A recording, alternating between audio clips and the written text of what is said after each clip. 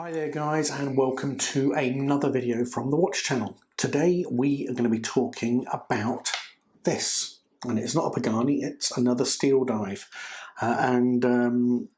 it's the 1953 model, I think it is. I need to check that, 53 or 54. I should know this before I do the video, shouldn't I really? Anyway, like I say, 1950s. It is of course a homage to the Rolex Submariner, and I have put in previous videos, or I've done a previous video on a Steeldive, which was a homage to the Willard Seiko diver, and I've been really impressed by it. The lume on these watches is, well, difficult to convey. It glows amazingly, and it's got that NH35A movement. This one in particular is waterproof to 200 meters. And I can certify that it is waterproof, maybe not to 200 meters, but I did have it out in the beach and was in the water for about 3 hours on Sunday with this watch, and it survived. There's no fogging up or anything like that. To be fair, actually, when I bought this, I looked at it and I was like, oh, I don't know, I don't know whether I really like it, like the dial. But I must say, I've had it on the wrist for over a week now, and I'm absolutely loving it. In fact, I think I'm going to go and get myself the Kermit version, just to mix it up a little bit. But, for me, my journey has been mainly on homages or alternatives to the Submariner. It's not that I don't like the Submariner, I love it, and I'd love to have one, but you can't get one for love or money from a dealer. I will not play the games that are required to get yourself on a list or to purchase one. And furthermore than that, I've got 3 kids, so fiscally it's really not responsible of me to be spending that amount of money on a watch. So for me, these types of watches are perfect, and they really are good value. Anyway, I'm going to flip the camera over so we can take a look at it. But please, if you do have any comments, questions, thoughts, opinions, good or bad, please put them in the comments section and let me know, and I will come back to you as well. Anyway, thanks so much for taking the time to watch the video. If you like the content, please do consider subscribing. But other than that, let's take a look at this watch in further detail and see what it looks like. Let's start as usual with the dimensions. So you've got a 40.4mm diameter case. You have a 47.6mm lug to lug and 13.4mm of thickness. The bracelet starts off with solid end links at 20mm all the way down to the clasp, which tapers to 18mm. Now I've put some footage up here to show you what it looks like on my 7¼ inch wrist. I don't think it wears particularly large. It isn't a small watch by any stretch though. Like I say, it's a good sized dive watch, but like I say, pretty nice size, and I think it looks really good on the wrist here. I thought it would be good to get this in early, but as I've said at the start of this video, the lume on this watch is fantastic. Now, I've put some photos up for you, 2 different ones, and then some short video footage.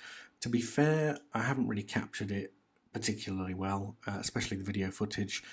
It does look much stronger in real life than what it's showing there on that video, probably somewhere between the 2 photos that I've shown for you.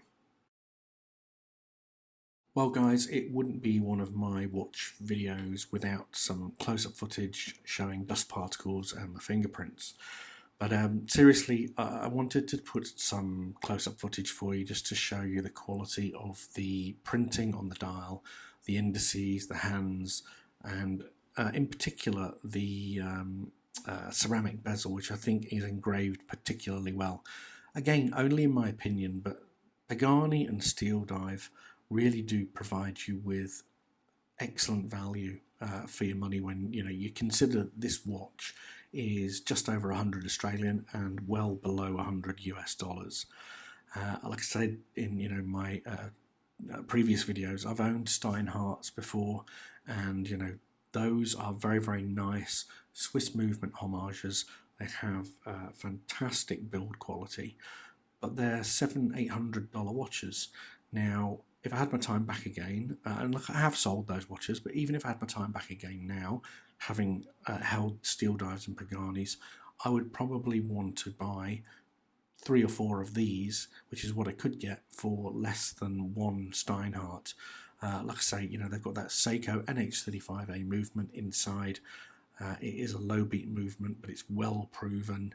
It's durable, and if all goes to shit, you can swap the movement out for 40-50 bucks. So, you know, I think these are fantastic. One thing I would say though is I was really impressed with the engraving on that crown, the Steeldive logo, and in particular on the clasp, the Steeldive logo and the name. Looking at it in macro, you can see it's finished really, really well. Whilst this is a homage to the Rolex Submariner, I am pleased that Steeldive didn't decide to try and do the glide lock clasp. They've gone with their own version. It's a nice solidly milled clasp, double security, so it's not going to fall off. There isn't a micro adjustment on there, which is a bit of a letdown, but I was able to fix the links and what have you, so there weren't any issues there. Moving on to the bezel though, you do have that ceramic bezel, and the action is very nice, so I'll let you listen to what that sounds like now.